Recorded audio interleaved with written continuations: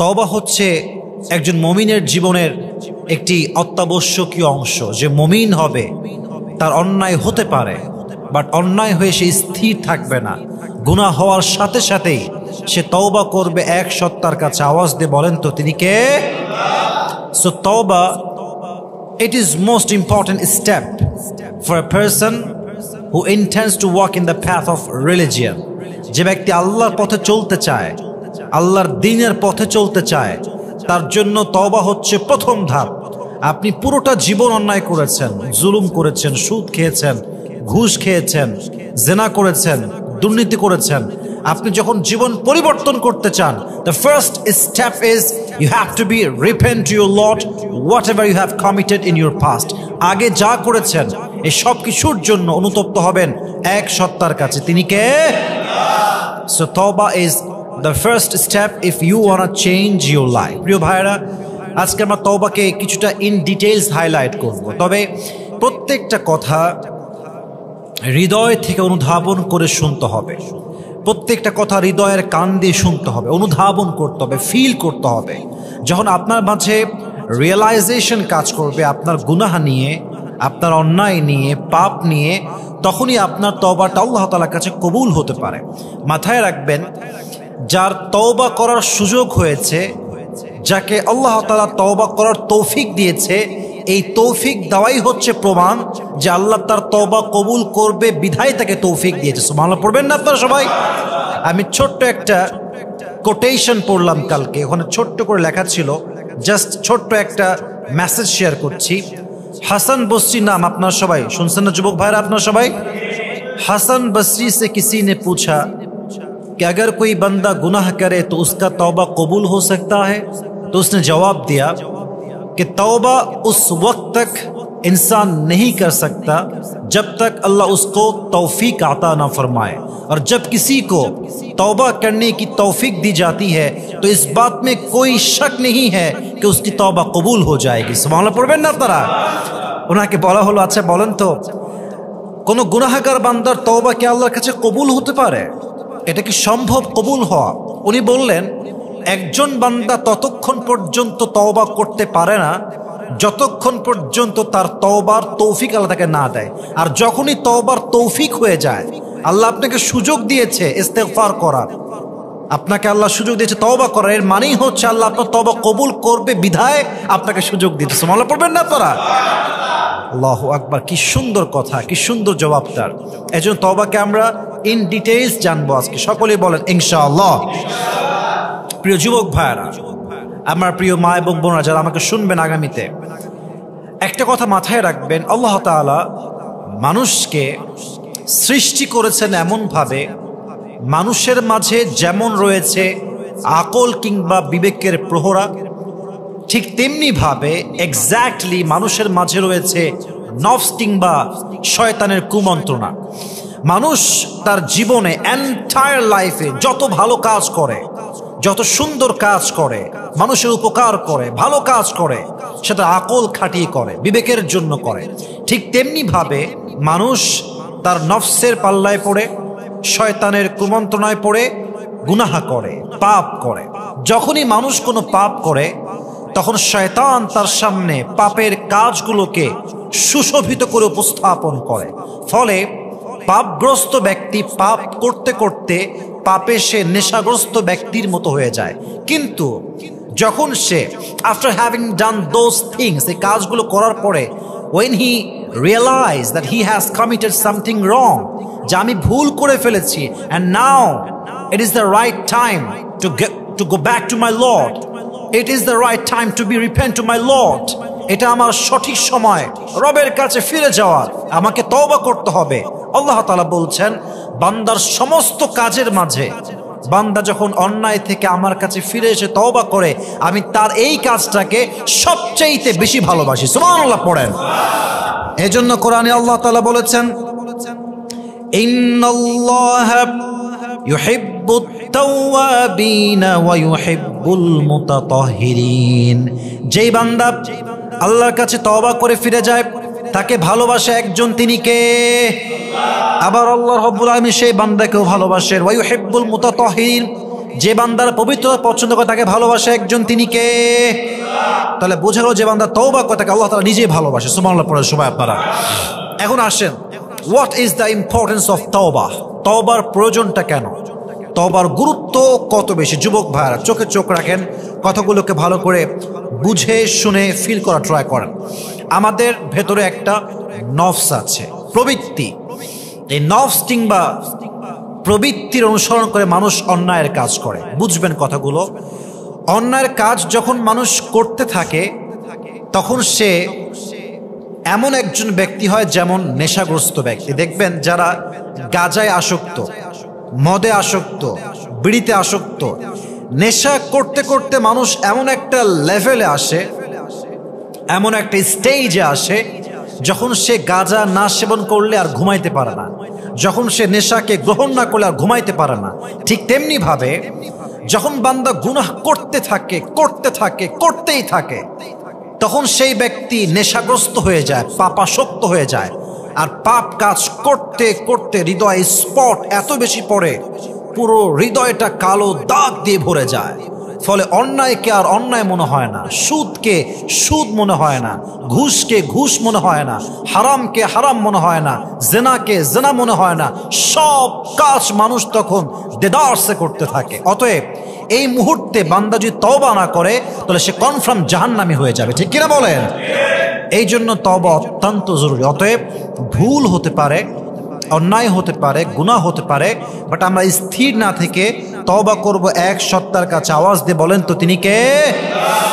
তওবা কবুলের শর্ত কি যুবক ভাইয়ের জানতে হবে আপনাদের সবাইকে। যে কোনো মেয়ে অনেক অন্যায় করেছে, রিলেশনশিপ ছিল আগে, ফিরে আসছে, হারামে ছিল, ফিরে আসছে, বেপর্দা ছিল, পর্দাশীল হয়েছে। একজন যুবক যে আগে অ্যাডিক্টেড ছিল, ফিরে আসছে। একজন যুবক আগে যে দাড়ি শেভ করতো, he came back to his lord, ফিরে আসছে। একজন যুবক যে আগে পর্নোগ্রাফি দেখতো, ফিরে আসছে। তার তওবা সে করবে কেমন করে জানার দরকার যুবক ভাইরা, আছে না নাই? নাম্বার 1 কন্ডিশন, যে তওবা আপনি করতে চান, প্রথম আপনার শর্ত হচ্ছে you have to be repent whatever you have committed in your past. যা করেছেন আগের জীবনে, প্রথমে আপনার কাছে এটা মাথায় রাখতে হবে যে আমি রবের কাছে অনুতপ্ত হচ্ছি, আল্লাহর কাছে আমি তওবা করছি। রাজি আছেন তো ইনশাআল্লাহ? Number 2, you have to hate that sin from your heart. যে অন্যায় আপনি করে এসেছেন এটাকে মনে প্রাণে ঘৃণা করবেন। Number 3, you have to promise to your Lord that you will never ever repeat this sin again in your entire life. আপনি আপনার জীবনে যে গুনাহটা অতীতে করে আসছেন, আগামীতে আর কখনো এই গুনাহটা করবেন না। রাজি আছেন তো ইনশাআল্লাহ? এই শর্তগুলো যে মানবে তার প্রত্যেকটা তওবার স্টেপকে কবুল করে নেবে একজন। আওয়াজ দিয়ে বলেন তো তিনি কে?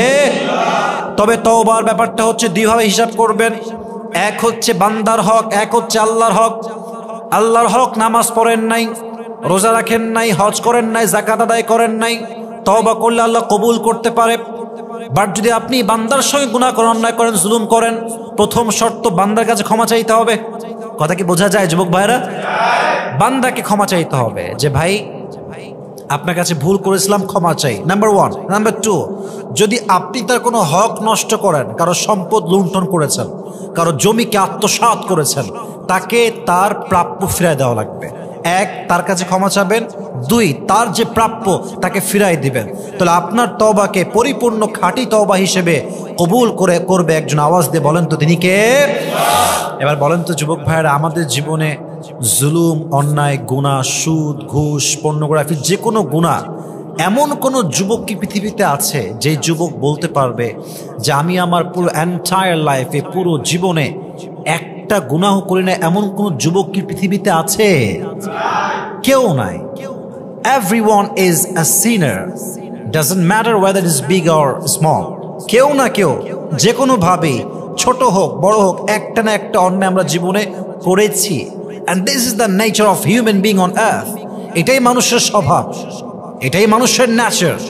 এখন আমি যে হাদিসগুলো আপনাকে বলবো, যে আয়াতগুলো বলবো, যে হাদিসে কুদসিগুলো শেয়ার করব, প্রত্যেকটা আয়াত, প্রত্যেকটা হাদিস, প্রত্যেকটা হাদিসে কুদসি আপনাকে আল্লাহর পথে ফিরে আসতে মোটিভেট করবে। সকলেই পড়েন সুবহানাল্লাহ। গুনাহগারের জন্য মোটিভেশন। আজকের ওয়াজটা তাদের জন্য অনেক বেশি এফেক্টিভ হবে যারা আল্লাহর কাছে ফিরে আসতে চায়। আজকের এই ওয়াজ সেই মেয়ের জন্য অনেক বেশি মোটিভেশন হবে যেই মেয়েটা পর্দাশীল হতে চায়। আজকের এই ওয়াজটা তাদের জন্য অনেক বেশি এফেক্টিভ হবে যারা নেশা থেকে ফিরে আসতে চায়। আজকের এই ওয়াজ তাদের জন্য অনেক বেশি কার্যকর হবে যারা হারাম রিলেশনশিপ থেকে ফিরে আসতে চায়। এত সুন্দর সুন্দর কথা হাদিসে আসছে, এক একটা হাদিস শুনলে পরিপূর্ণ আল্লাহর প্রিয় বান্দা হতে মনে চাইবে। সুবহানাল্লাহ পড়েন সবাই। প্রথম হাদিস, এটা হচ্ছে হাদিসে কুদসি, মান তাকাররাবা ইলাইয়া শিবরান তাকাররাবতু ইলাইহি যিরাআন। আল্লাহর ভালোবাসা বোঝার ট্রাই করেন। আল্লাহ রাব্বুল আলামিন বলছেন, আমার কোন বান্দা যখন আমার দিকে এক বিঘত অগ্রসর হয়, আমার রহমত তার দিকে এক হাত পরিমাণ অগ্রসর হয়। সুবহানাল্লাহ পড়েন। তুমি এক বিঘত আগাবা, আমার রহমত তোমার দিকে এক হাত আগাবে। ওমান তাকাররাবা ইলাইয়া যিরাআন ইলাইহি বাআন। আমার যে বান্দা আমার দিকে এক হাত আগাবে, আমার রহমত তার দিকে দুই হাত আগাবে। সুবহানাল্লাহ, আল্লাহু আকবার। কি সুন্দর হাদিসে কুদসি। ওয়া ইযা আকবালা ইলাইয়া ইয়ামশি আকবালতু ইলাইহি আহরউইল। আমার যেই বান্দা আমার দিকে হেঁটে হেঁটে আসবে, আমার রহমত তার দিকে দৌড়ে দৌড়ে অগ্রসর হয়ে যাবে। সুবহানাল্লাহ। আপনি যখন বান্দা হয়ে আল্লাহকে ডাকেন, আল্লাহ আপনাকে ওয়েলকাম জানায়। ওয়েলকাম, ওয়েলকাম, আসো, তোমাকে মাফ করার জন্য আমি আল্লাহ বসে আছি, তুমি খালি ক্ষমা চাও। ক্ষমা চাইতে দেরি হবে, আমি আল্লাহ ক্ষমা করতে দেরি হবে না। সুবহানাল্লাহ। শয়তান যখন মারদুদ হলো, বিতাড়িত হলো, তখন শয়তান বলল, আল্লাহ আমি তোমাকে চ্যালেঞ্জ দিলাম, দিস ইজ মাই চ্যালেঞ্জ। কি চ্যালেঞ্জ? তোমার পৃথিবীতে যত মানুষ তুমি সৃষ্টি করবে, প্রত্যেকটা মানুষকে আমি ওয়াসওয়াসা দিব, গুনাহ করাবো, জুলুম করাবো, পাপ করাবো, এবং তোমার সমস্ত বান্দাগুলোকে আমি জাহান্নামে নিক্ষেপ করব। আল্লাহ বললেন, চ্যালেঞ্জ ইজ অ্যাকসেপ্টেড, যাও, তোমার চ্যালেঞ্জ গ্রহণ করা হলো। তবে হ্যাঁ, শোনো শয়তান, তোমাকে বলে রাখি, আমার বান্দা যদি তোমার ওয়াসওয়াসায় পড়ে সারা জীবন অন্যায় করে, সারা জীবন জুলুম করে, পাপ করে, আর আমার বান্দা একবার যদি পড়ে আস্তাগফিরুল্লাহ, আমি সঙ্গে সঙ্গে বান্দার জীবনের সমস্ত গুনাহ খাতা মাফ করে দিব। পড়েন সুবহানাল্লাহ। I will forgive all the sins of his entire life, whatever he has committed in his past. সে যা করেছে একবার পড়বে, আল্লাহ আমি তোমার কাছে ক্ষমা চাই, আস্তাগফিরুল্লাহ, আল্লাহুম্মা গফিরলি, ও আল্লাহ forgive me, I seek your forgiveness, at the same time I will forgive him. Say সুবহানাল্লাহ। বান্দা তওবা করার সঙ্গে সঙ্গে তার তওবাকে কবুল করে নেবে। একজন আওয়াজ দিয়ে বলেন তো, তিনি কে? শুধু এতটুকু নয়, দেখেন একটু বুঝবেন যুবক ভাই, আমার চোখে চোখ রাখেন, আল্লাহর সিস্টেমটা বোঝার ট্রাই করেন। আল্লাহ কত দয়াময়। দেখেন, আপনি প্ল্যান করেছেন কালকে আপনি সিনেমা হলে গিয়ে সিনেমা দেখবেন, প্ল্যান, এটাকে আপনি এখনো ইমপ্লিমেন্ট করেন নাই। গুনাহের ইচ্ছা যখন বান্দা করে, গুনাহ যতক্ষণ পর্যন্ত সে না করে, আল্লাহ তার আমল নামায় গুনাহটা লেখেন না। এর বিপরীত দেখেন, বান্দা যখন কোনো ইচ্ছা করে যে কালকে আমি ভালো কাজ করব, অমুক কাজটা, for an example, before you go to sleep, আপনি নিয়ত করেছেন যে আমি আজকে তাহাজ্জুদটা পড়ব, জাস্ট নিয়ত, ইট ইজ জাস্ট ইন্টেনশন, নিয়ত যে আমি পড়বো ইনশাআল্লাহ। আপনি এখনো পড়েন নাই, আপনি নিয়ত যে করেছেন তাতেই আল্লাহ আপনার আমল নামে সওয়াব লিখে দিবেন, শুধু নিয়তের জন্য। আরেকটা আপনাকে পয়েন্ট বোঝায়, ইসলাম কতটা মার্জিত, রব কতটা দয়াময়, কতটা মায়াময় তিনি। শয়তান তুই কি করবি আমার বান্দাকে ওয়াসওয়াসা দিয়ে? আমার বান্দা একটা আমল করবে, আমি আল্লাহ ওই আমলকে ডাবল করে দিব। সুবহানাল্লাহ পড়েন।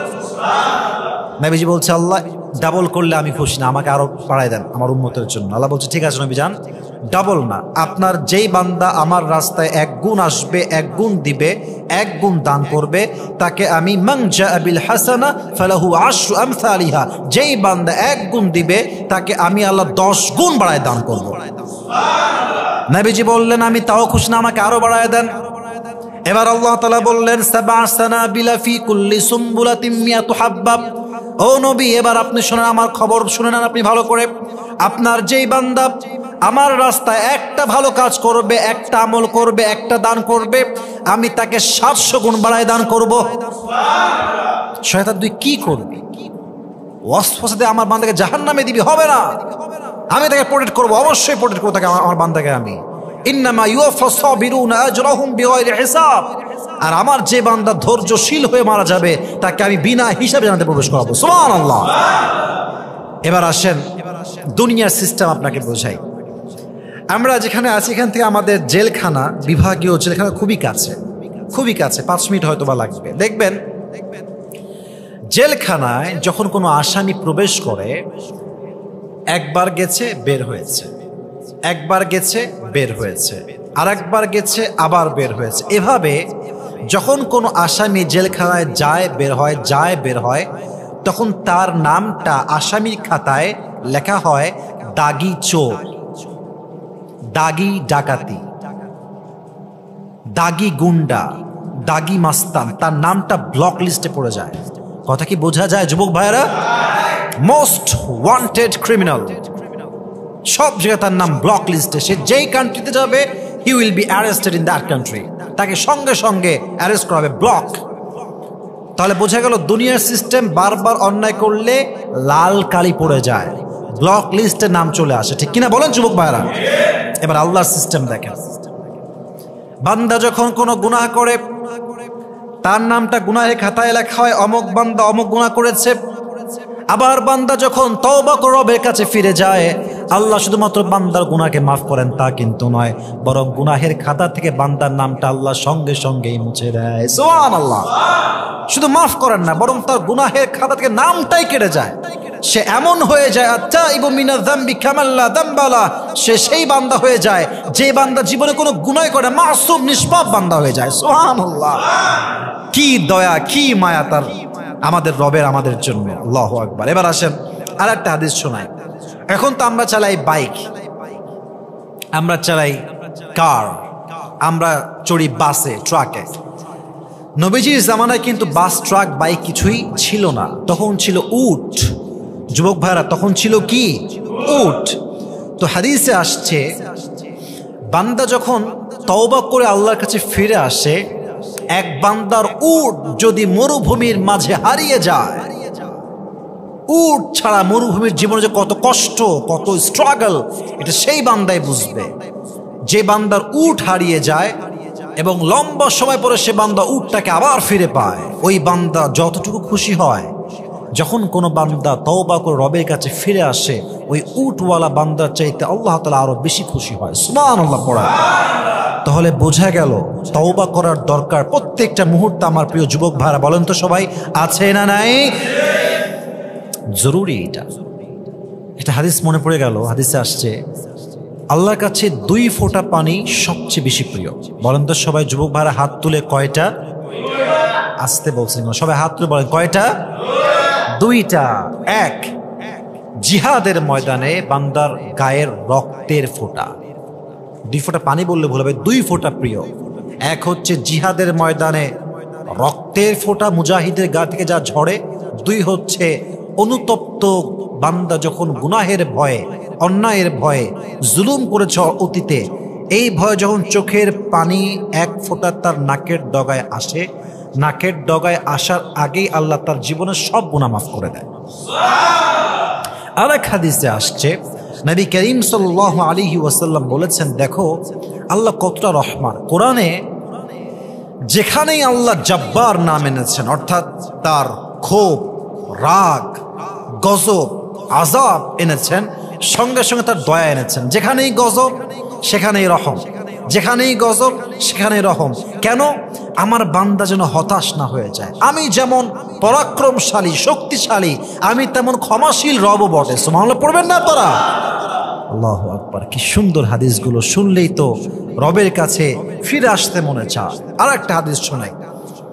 আল্লাহর হাবিব বলেছেন, আল্লাহ তাআলা যখন কোনো কওমকে আযাব দেওয়ার ইচ্ছা করেন, সিদ্ধান্ত করেন না আযাব দিবেন, কল্পনা করেছেন, সিদ্ধান্ত হয় নাই ফাইনাল। আযাব দেওয়ার পূর্বে আল্লাহ আবার সে কওমের দিকে তাকায় যে আমার কোনো বান্দা ঠিকঠাক আছে কিনা। যদি আল্লাহ দেখেন একজন বান্দা, একজন বান্দি, যে কোনো একজন তওবা করছে, ইস্তেগফার করছে, আবার কোন বান্দা সেজদায় আছে, কোন একজন বান্দা জিকির করছে আল্লাহর জন্য। একজন বান্দার জন্য আল্লাহ রাব্বুল আলামিন সঙ্গে সঙ্গে গজবের সিদ্ধান্তকে পাল্টে নেন। কোন সুবহানাল্লাহ। একজন বান্দা জিকির করার সঙ্গে সঙ্গে আল্লাহ তাআলা গজবের সিদ্ধান্ত পাল্টে ফেলেন। তাহলে আল্লাহর রহমত যুবক ভাইয়েরা কম না বেশি? কত বেশি? এবার বলছেন আল্লাহ তাআলা তার পুরো রহমতকে, এদিকে তাকান, 100 ভাগ করেছেন। বলেন সবাই, কয় ভাগ? আরো জোরে, কয় ভাগ? 100 ভাগ। এই 100 ভাগের মাঝে এক ভাগ দিয়েছে হাইওয়ানকে, প্রাণীদেরকে।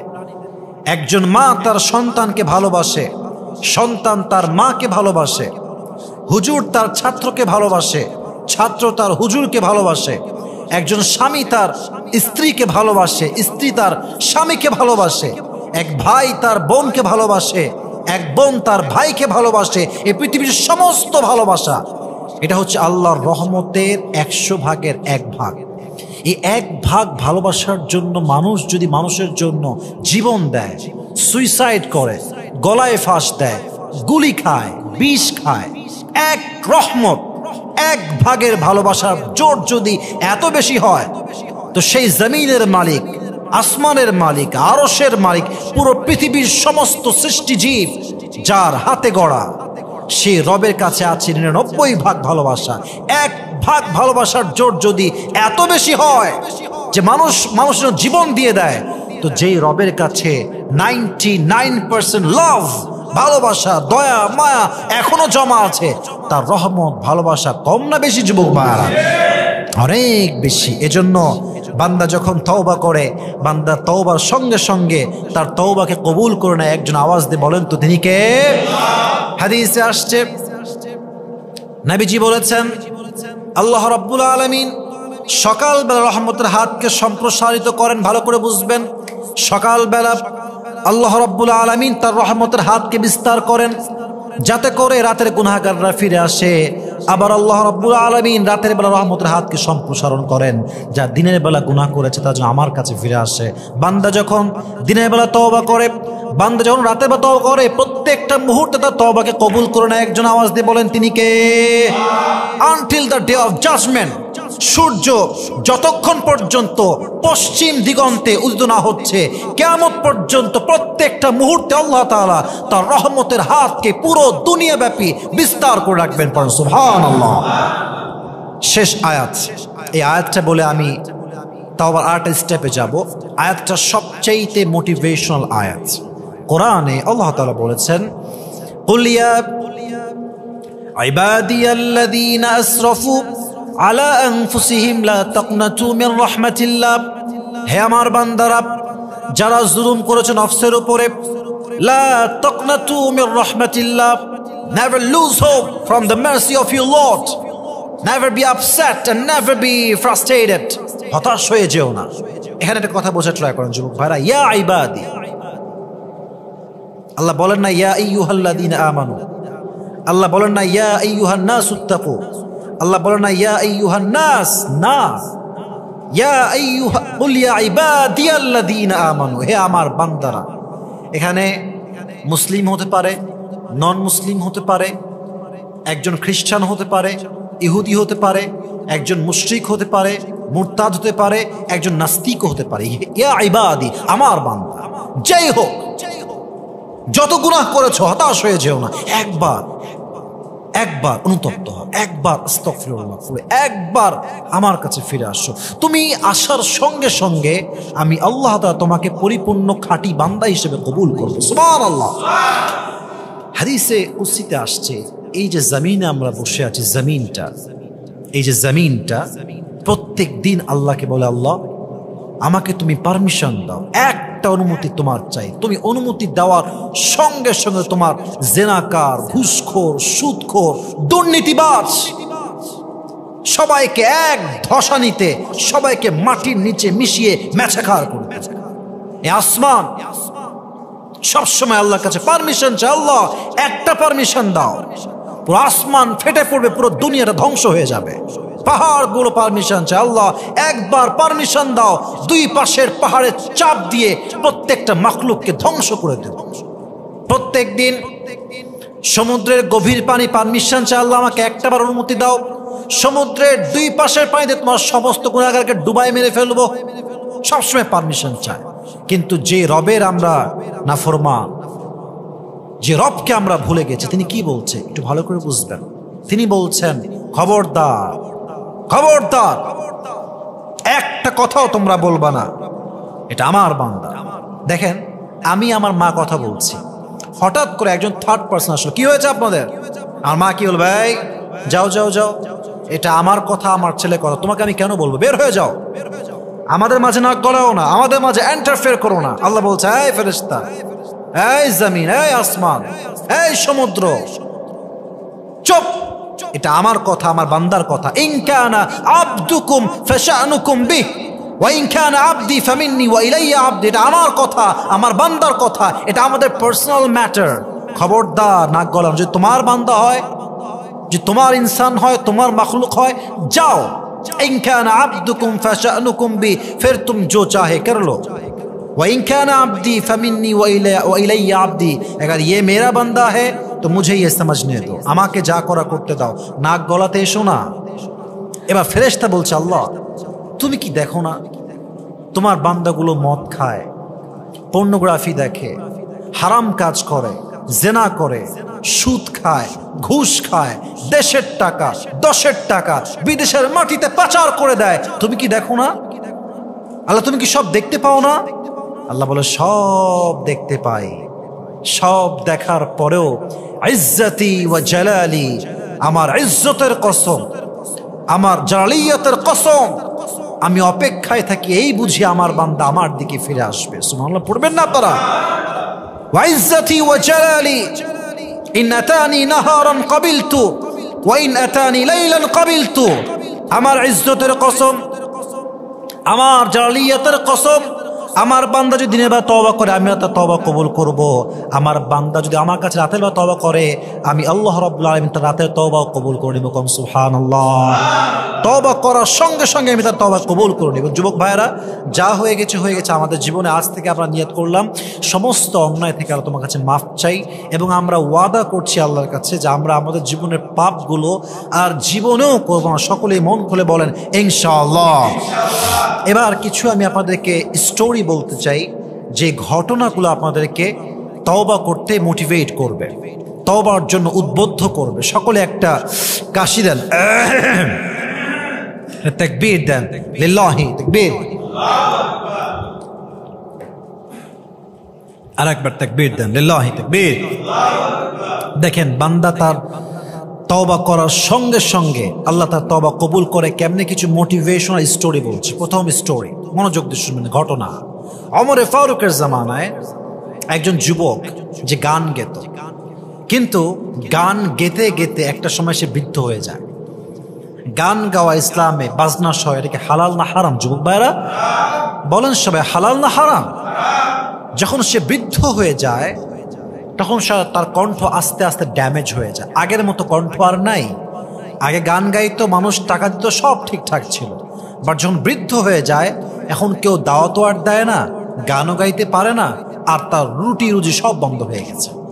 সর্বশেষ সে গুনাহগার বান্দা হতাশ হয়ে, নিরাশ হয়ে, কষ্ট পেয়ে, বাধ্য হয়ে, মজবুর হয়ে, অপারগ হয়ে মসজিদ নববীতে আসছে।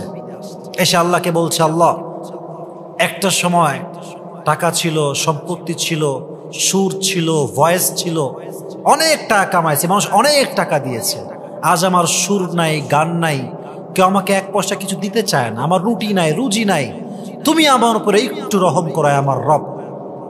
সঙ্গে সঙ্গে আল্লাহ তাআলা ওই জামানার খলিফা, শ্রেষ্ঠ খলিফা, ইসলামের বীর মুজাহিদ খলিফা ওমরে ফারুককে স্বপ্নে দেখালেন, হে ওমর, জলদি করে যাও, মসজিদ নববীর সামনে আমার একজন বান্দা বসে আছে, তার কিছু দরকার, তাকে তুমি পূরণ করে দাও। ওমরে ফারুক সঙ্গে সঙ্গে ঘুম থেকে উঠে দৌড় দিয়েছে মসজিদে নববীর দিকে। যখন ওমরের আওয়াজ সে শুনতে পেয়েছে যে Omar is coming from my back side, সে আওয়াজ শোনার সঙ্গে সঙ্গে উঠে দৌড় দিয়েছে। ওমরও দৌড় দিয়েছে, এই থামো থামো, স্টপ স্টপ, কই যাও তুমি ভাই, স্টপ, থামো। বলছে, ওমর আপনি কি আমাকে হত্যা করতে এসেছেন? আমি তো একজন গায়ক, আমি তো হারাম কাজ করে কামাই করেছি। বলছে না না না, তো আপনাকে কে পাঠিয়েছে? আপনি কইতে খবর পেয়েছেন যে আমি এখানে বসে আছি?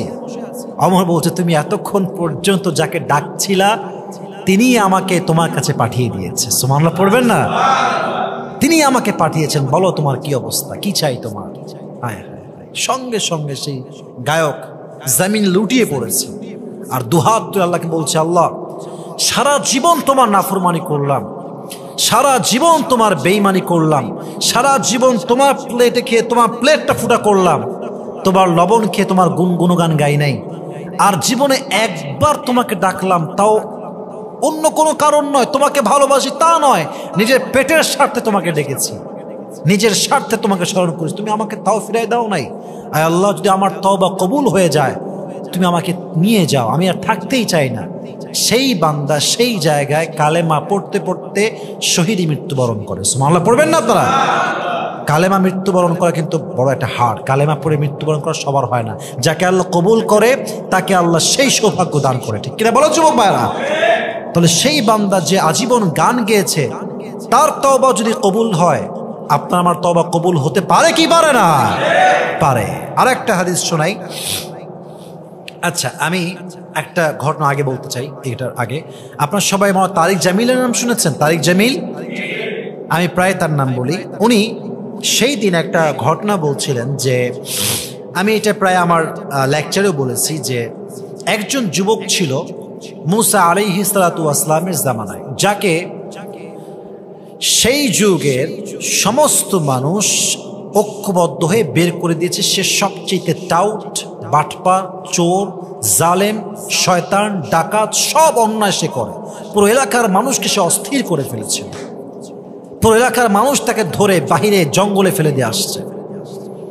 যখন 3 দিন 4 দিন 5 দিন পার হয়ে গেছে, খাবার দাবার সব শেষ, তখন সে বুঝে গিয়েছে জঙ্গলে আমাকে বাঁচাবার মতো কেউ নাই, আমাকে খাবার মতো খাওয়ানোর মতো কেউ নাই। সর্বশেষ সে আল্লাহর দিকে তাকিয়ে বলছে, আল্লাহ সারা জীবন শুনেছি আল্লাহ নামে একজন আছেন যিনি সবাইকে খেয়াল রাখেন, আল্লাহ সবাই আমাকে ছেড়ে দিয়েছে, তুমি আমাকে ছেড়ে দিও না। এই কথা বলেছে, সঙ্গে সঙ্গে মারা গিয়েছে। মুসা আলাইহিস সালাতু ওয়াস সালাম স্বপ্নে দেখছেন যে কোনো একজন বান্দা, অথবা আল্লাহ তাকে বলেছেন কথা, যেহেতু আল্লাহর সঙ্গে মুসার কথা হতো, ওয়াকাল্লামাল্লাহু মুসা তাকলিমা, দুইটা কথাই আসছে। কেউ বলে স্বপ্নে দেখেছে, কেউ বলে আল্লাহ নিজে কথা বলেছে। তো আল্লাহ বলছেন, মুসা শোনো, আমার একজন প্রিয় বান্দা যে অমুক জঙ্গলে মৃত্যুবরণ করেছে, তাকে সুন্দর করে দাফন কাফন করে জানাজার ব্যবস্থা করো। দৌড়ে গিয়েছে মুসা আলাইহিস সালাতু ওয়াস সালাম এবং তার সমস্ত বনী ইসরায়েলের মানুষগুলো। কোথায় সেই যুবক? কে সেই যুবক যে জঙ্গলে মারা গিয়েছে? আল্লাহ নিজে পাঠিয়েছে খবরটা। তাকে যখন উঠিয়েছে, দেখছি তো সেই যুবক, যেই যুবককে আমরা বের করে দিয়েছি তার অন্যায়ের জন্য, জুলুমের জন্য। এবার মুসা বলছে, আল্লাহ সবাই বলছে এই যুবক সেই যুবক, যে যুবককে তারা বের করে দিয়েছে, আর তুমি বলছো তোমার প্রিয় বান্দা? এটা কেমনে সম্ভব? How come it possible? এটা কেমনে সম্ভব আল্লাহ?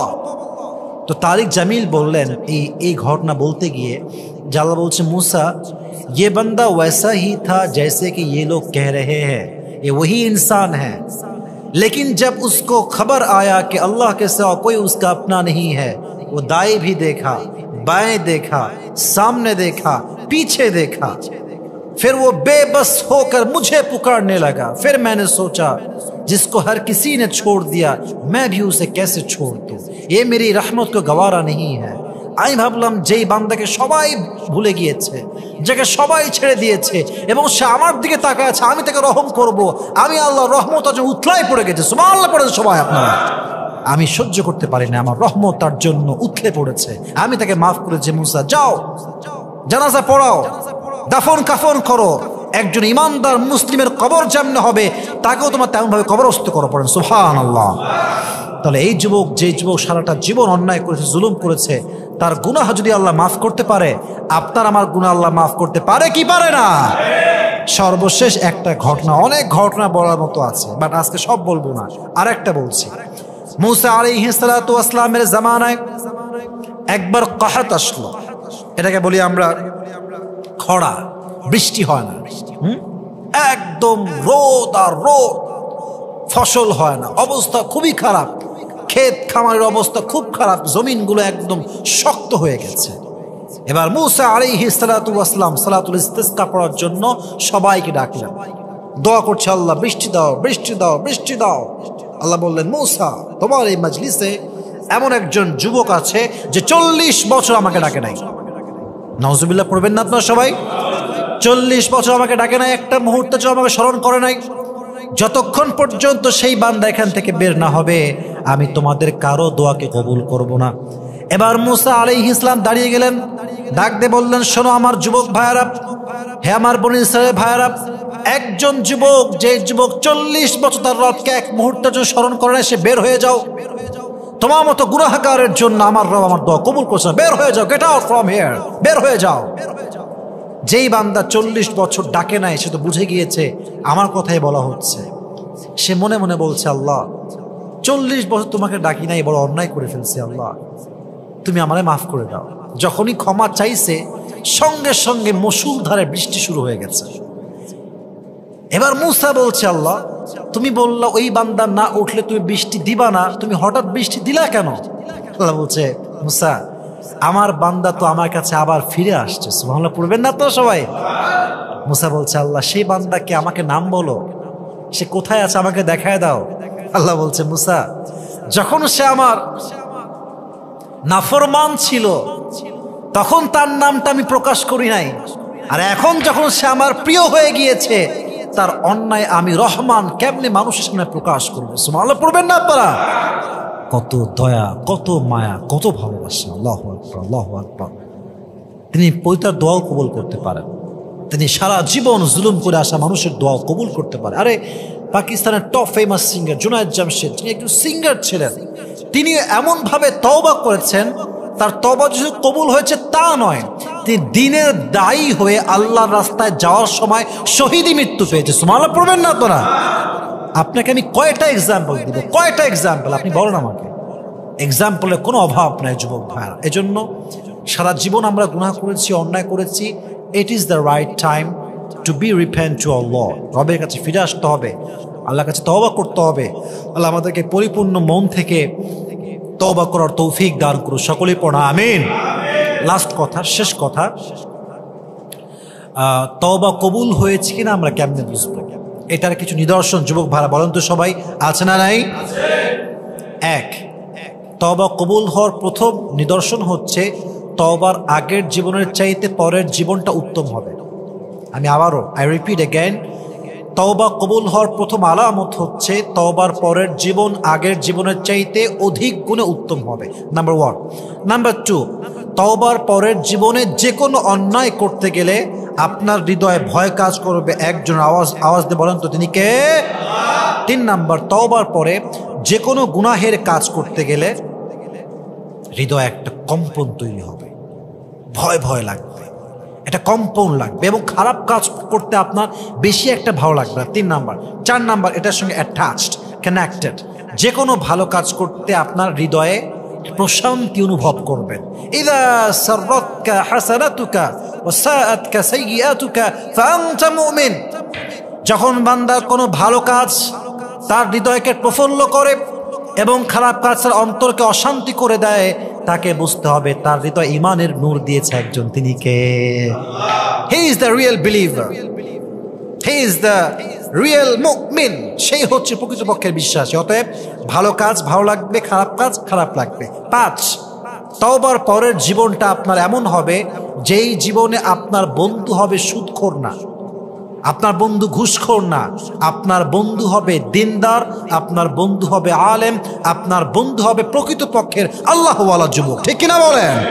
তাহলে বোঝা গেল তওবা কবুল হয়েছে কিনা আলামত হচ্ছে তওবার পরের জীবন আগের জীবনের চাইতে সুন্দর হবে, তওবার আগের জীবনের চাইতে পরের জীবনে আল্লাহর ভয় তাকওয়া বেশি থাকবে। 3 নাম্বার, খারাপ কাজ করতে খারাপ লাগবে, ভালো কাজ করতে ভালো লাগবে। এবং 5 নাম্বার, তওবার পরের জীবনে আগের সে নষ্ট বন্ধু যা এখনো গাঁজা খায়, এখনো মদ খায়, এখনো সুদ খায়, সেই বন্ধু থাকবে না, বরং আপনার বন্ধু হবে প্রত্যেকটা দিনদার, পরহেজগার, মুত্তাকি, আল্লাহওয়ালা মানুষ। ঠিক কিনা বলেন? আল্লাহ আমাদেরকে সেই তওবাটা পরিপূর্ণরূপে করে আল্লাহ তাআলার কাছে পরিপূর্ণরূপে ফিরে আসার তৌফিক দান করুক। সকলে আমরা মন খুলে পড়ি আমিন। ওয়া আখির দাওয়ানা আলহামদুলিল্লাহি রাব্বিল আলামিন। আসসালামু আলাইকুম ওয়া রাহমাতুল্লাহি ওয়া বারাকাতুহু।